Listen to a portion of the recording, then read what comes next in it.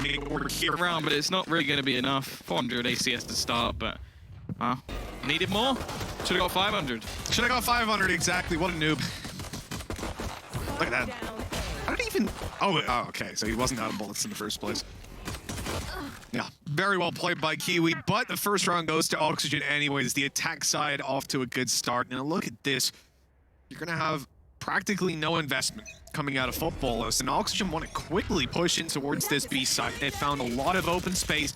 They're actually pulling the turret, destroying it, cleared the right corner already with the Sky Flash, and now they look to just isolate these slightly more ranged of duels. Kiwi was the only player with an investment, a Marshall in hand, and he was dealt with right away. This is a nice clean round, at least to start. Yeah, one thing I will say... Futbolist on the retake, and Sturban in particular.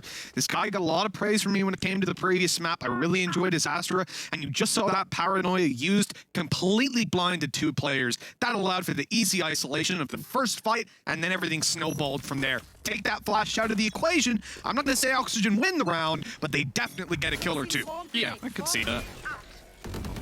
Now, though, is where things are evened up that a little bit more. You're going to see early control battled for in terms of middle, and although they do have the alarm bot to at least give away that information, they did go a little bit more aggressively into B main now. They've locked things down at the Sage Wall, so there's not even really going to be much of an opportunity to split, at least for now. So this is why we are going to see that attacking side just try and give information. I will say it doesn't really tell them a massive amount. It's like, they're going to be retaking. And, well, the one thing I will say is that now the remaining players of Futbolist are a little bit wary that there's going to be players in B main, so they're still looking at their back, trying to clear some of that extra utility, and they've managed to catch the re-peek of Suzuki as well. It's left onto the 1v2, and Zistao is going to win it. It's 3-1 in favor of Oxygen, and why I think that Futbolists are going to be kicking themselves there. I think if I was there, I'd be kicking. What was that? This moment right here confuses me so much. You pop. First of all, Kiwi popped the Blade Storm. I didn't notice that in the moment, but the updraft dash to the right side while your teammate takes left. It's like you're in a 2v1. You've done all the legwork, all the hard work at that round. All you have to do is push forward and trade. Sasuke's low HP. You've got Blade Storm. Right click after, easy win. Instead, they split up and gave two 1v1s, and it looked like Sasuke was on a different planet when it came down to that. His teammate died from Boathouse, and he was like looking at the site. That was weird and disjointed. But one of those little hiccups that give Oxygen a 3-1 lead. Now facing off against Pistols, and we're probably looking at a fourth round going to this attacking side. That is an unbelievable paranoia. He just blinded basically their whole team. It will give Kiwi at least an opener. Realistically, Oxygen not going to over push here. Going to fall back, get themselves some extra heals. Having the double healer as well is just going to help them out so much, make sure that this is much more recoverable. I will say some of the positioning that's currently available, though, for Futbolist makes things so low.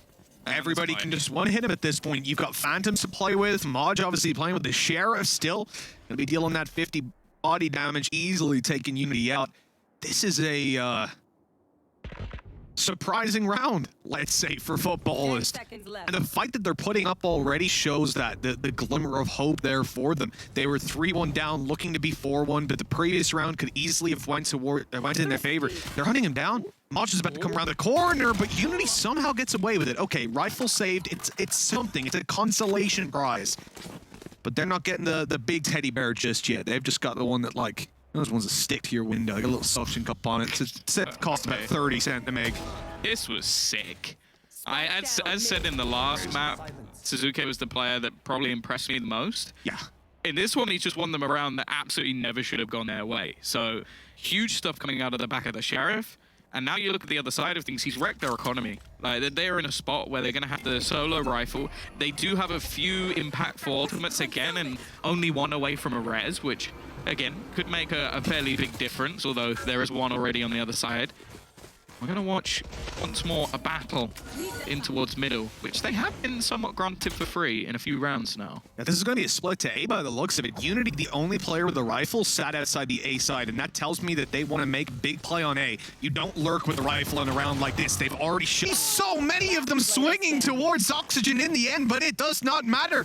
The defuse stuck right under their nose. A messy round out of Oxygen, not able to think on their feet like that. Futbolist have tied it up. The thing sure, is, they lost a lot, but still, that's one of the strangest rounds I've ever seen. Hey, Ryan, pull that up on the telestrator for us. Good man. I'm not sure I want to see that again. The thing that's really peculiar about that scenario is, firstly, they knew that there were two players outside of A, like deep within A. Yep. And I have no problem with them fighting for that control into heaven. It actually worked really well holding off the rotations. But it was almost like they just got tunnel visioned in and just forgot about the two players from earlier in the round. Sorry. I'm going to need a real quick divert that point. Sasuke is playing with an Ares on short, covering. He's literally putting supportive fire down for the team to push it. It's not worked. Mitch has just completely torn them a new one. And oh, the dash still won't get him out of there in time. A 3K for Mitch, Unity with one. I don't know what has just happened. That was another one of the strangest rounds that I've seen in recent memory. A full mid-crunch from the Futbolist team with genuine supporting fire coming in from an LMG. Suppressing fire! Yeah, literally, he's spraying an Ares down from inside the smoke on short to stop them pushing to allow his teammates to get close. Look, I like the innovation. We don't see it that often, but yeah, they got smacked. Mitz just doming them. Yeah, unfortunately, I don't think there was anyone there either. They were fighting from the top of mid, so hasn't gone fantastically well. And because of that, their economy has been obliterated. Just so. the context of that, Tom, to make a play like that when your economy, you're on the breadline already, it's ambitious. They basically fought into no man's land. That's sort of what we just witnessed, but high risk. We'll see. Maybe they'll get it done with the pistols again. We want to go, or nothing. And it was like maybe an alarm bot, and that was about it. And it was mainly reliant on them controlling B main. So just to have the switch up and basically going, hey, Kiwi, you're pretty good with that upper edge. You fancy just taking it in mid and killing everyone? It works out. It's one of the more popular spots that we see aggressive operator players take. Now, by the looks of it, we might get a switch up because he is currently roaming around the opening to B. And I think that his operator in general could be a turning point. As I said, I think if they're going to win this map, he has to pop off because Oxygen are normally very stellar on this map themselves. The amount of killjoy utility in play towards Garden is actually pretty scary. The second that alarm bot gets contact... blinded the drone. I like it. Interesting. The paranoia is in play for Sturban, and it looks like Oxygen or Better was actually blocking the doorway instead of actually stopping them defusing the spike, so... I don't know if we'll get it. You can see it there on the mini-map, right? The poison orb's actually right below the spike on the mini-map. So that's not great. Obviously, the snake bite does literally nothing in that situation. 5-5. And we're looking at Futbolist on that defensive side. Still putting up a fight, still racking up rounds. And to be honest, their attack is where I look at them. Being able to do a little bit of damage. Some of these setups that they have on the defense are actually nasty. Again, just drawing your attention towards that A short play that they have. They have main being watched over by the Killjoy, but it's all about B right now for Team Oxygen. Didn't see him use the drone here. A little bit risky if they were to pressure on. This still falls, and now Oxygen, who had shifted back towards B, are gonna just full commit to waterfalling into this A site. Mod's still there with 10 seconds left. If they can just manage to drop the spike, it's done. There's no way Unity manages to get out with that one, and Futbolist push up to 6. The opportunity to take a 2-round lead coming into the second half would be so valuable as they swap over to their attack side, where we've already seen Futbolist can be incredibly scary when they get to dictate the pace of the game. And after the previous map, I mean, Oxygen don't want to give them an advantage coming into the next half. I think the main difference between the two teams at the moment, at least from my perspective, is I just think that Futbolists look better at just playing off of each other's utility. But even there, they just placed a smoke at the end just to try and isolate some of the duels. One player watches the smoke, the other player watches the corner that they can run around. And it's just, it's such a simple piece of utility, but both players knew exactly what the other was doing. The communication was clearly there. Oh, he's messed up as well, hasn't he? Yeah. He's clipped the edge of the pixel. Q-Rax, good for the first, healing himself up, has cover, but Sasuke is going to be dropped now, in danger. Q-Rax blinded up, healing up, wasn't able to do a damn thing. Viper's Pit locks them out of the retake from spawn. Good kill, but the timing as he swings around, ring-a-ring-a-rosy. The round is won, but I have to say, Unity just gave me a heart attack to close that one out. 6-6, we tie it up. Switching sides. It works out in the end, I guess. It's the not the play itself, but the more passive. Yeah, let's be very clear with the people at home. It was not that play. It was not the play. It was not a good play. It was a play. It happened, and unrelated, they won the round.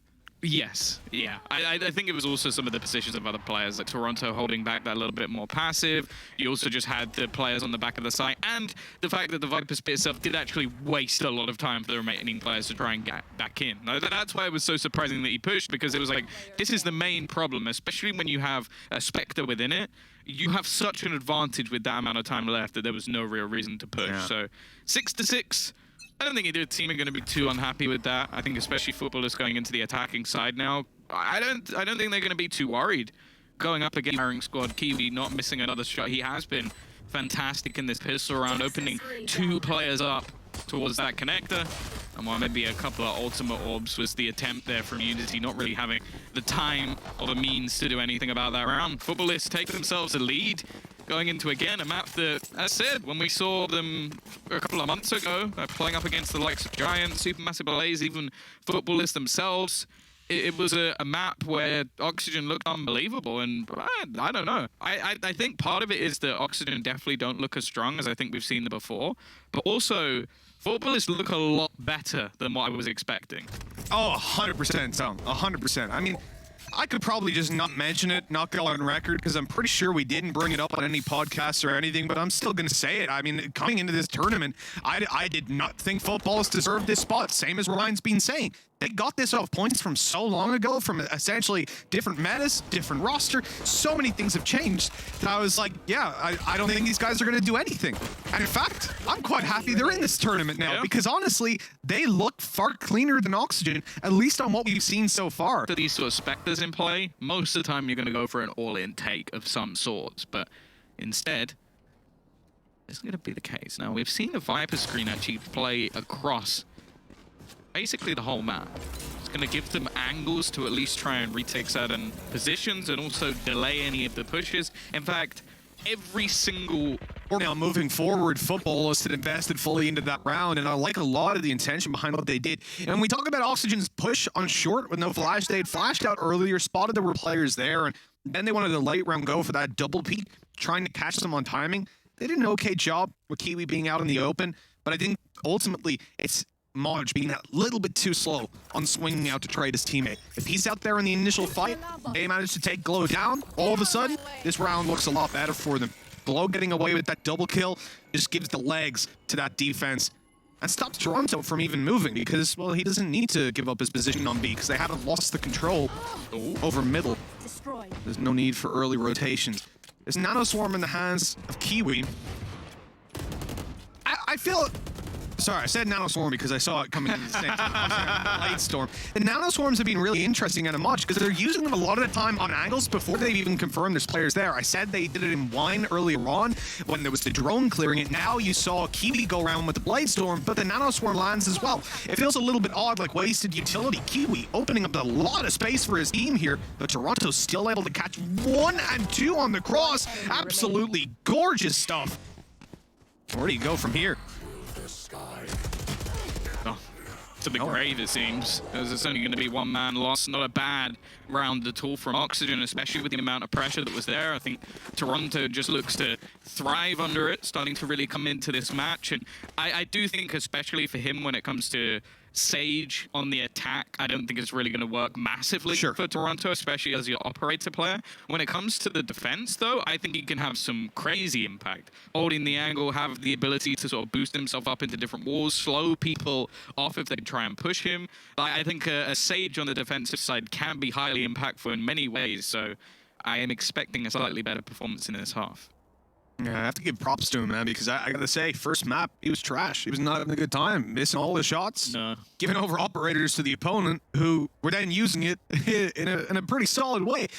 But swapping over to Sage right here, defensive side, his holds have been on point. We saw it there. Granted, versus a weaker buy, but in the round before, the patience to sit in the switch room, have the perfect timing on swinging around, not overcommit till his teammates were there. It was looking a lot better. That position is an incredibly common spot. First of all, Hurax died to Sasuke's shock dart, which does warrant comment. Not great, you know, not ideal, killing your teammate with a shock dart. And it is the shock darts that I want to talk about in particular because Jonas is sat there watching it going, why are we not get the brownie points? I know, I'm trying to make up for it. But no, in all seriousness, it's a basic thing. Using your shock darts to destroy that ultimate, it brings so much value to the team. And in a round like that where you push A, you know that's what they're going to do. I'd love to see that incorporated a little bit more. And I honestly think that's something that's lacking when it comes to the majority of our Sova play in general. A lot of pressure coming in here onto Toronto. He's got his operator at the back. He's used his slows and his walls to try and hold back the remainder of the players. They're going to dash up. A nice shot coming out from Kiwi. And just look at this hold onto the site. This was somewhat of a minute investment coming through from Futbolist, but they pick up the pace. They utilize that mid-control, something we've mentioned many times, been left fairly open by both sides. And with one entry kill, Toronto was left to try and fight the site with an operator. And he hit the shot too. He 145 tagged Kiwi. He was dashing up in the air. So I'll give him credit for that. He was probably a pixel off getting the kill. So fair play. But unfortunately, 5 HP was enough. He got the kill, got the site, overran it, nice and easy. Kiwi has the op again. That he does. That he does. Oh, that he does not. He's giving it to Sasuke for the early round. Okay, it's going to be an early peeking towards a main from Sasuke. He won't find anybody with it, and it does feel like it's a matter of time before Kiwi gets it back. Interestingly enough, you know, Kiwi's playing middle right now, pushing on up without the operator. It's just a strange turn of events, but they've smoked it off and now look to just pincer in on this short position. It gives him much more versatility having this rifle to work with instead. Just too many players, too many angles to work with. Double digits now for both teams. We're tied up 10-10. But it's Futbolists that have all the momentum behind them. And on the attack side so far, Kiwi, he's looking unstoppable. He's looking like a signing and a half. Like in the last map, he was great. In this map, he's been even better. I mentioned him at the beginning that he had to be one of the difference makers, and he definitely has. I will say as well, I still don't really understand what the thought process was there from Toronto. Like, if you're a Jet, yeah, you get out of that, fine, but you're not. So you then have to think through the positions that you're taking, and sure, maybe if they don't shoot him in the back with a pistol, he gets away with that, but why is that a risk that you're taking? I think it's also he's trying to really throw them off on timing. Like, they push through short, and he catches like a triple spray down because they're trying to quickly take space. He was using the AWP. It wasn't a horrendous. Oh yeah, exactly, Collat. But it wasn't a horrendous idea in one way. But yeah, he overstayed his welcome massively to try and catch that, and it's a big risk. One that a Jet player would definitely be justified in taking. One that a Sage maybe not so much. And everything kind of snowballs from there. As we come into round number 21, look at this push out of Mitch as a player up close, and they have absolutely no idea this could be Mudge walking away with a multiple spray down the wall, just about saves them. Well, it saves one of them. Mitez, unfortunately, does end up falling. And actually glows on 67 HP, so that's just quite a lot of damage on that spray. Yeah, they have a res available, but getting it done from this position is going to be nigh on impossible. Zisto realizing he needs to try and take a bit of a fight hit, but they just don't check the other angle. They go walking through and actually line up for an easy double spray down. There's also the res on the other side, but it's more important to actually try and take that map control. It's going to be brought back into a 3 versus 4, but the chances are this will end up as a 3v5 thanks to the counter res being used. So it basically ends up as an almost identical scenario as it would have been a moment ago. That's tunnel vision right there. Absolute tunnel vision out of Unity and Zisto. They tagged up a player on the left, and they got so caught up in it. They didn't even think about the right side, that there could be a guy there. Sure, the first player gets the kill, but they just got double spray down afterwards. This is a disaster. Futbolists looking to push up to 11. Oxygen saving the weapon, so it's guaranteed. The question is, do they get away with these 3 rifles? Futbolists are moving fast. They've covered out spawn, both spawns, and middle. At this point, there's only one place these guys can be, and there's still a little bit of time left on that clock before the spike explodes. They're going to get to the site. This is going to be a fight for the weapons. They're going to have to Tuck away, and look at that damage just about surviving here. Oxygen get away with the rifles, 2 kills as well. Honestly, I did not think they were going to come out of that smelling the roses, but they've done a good job.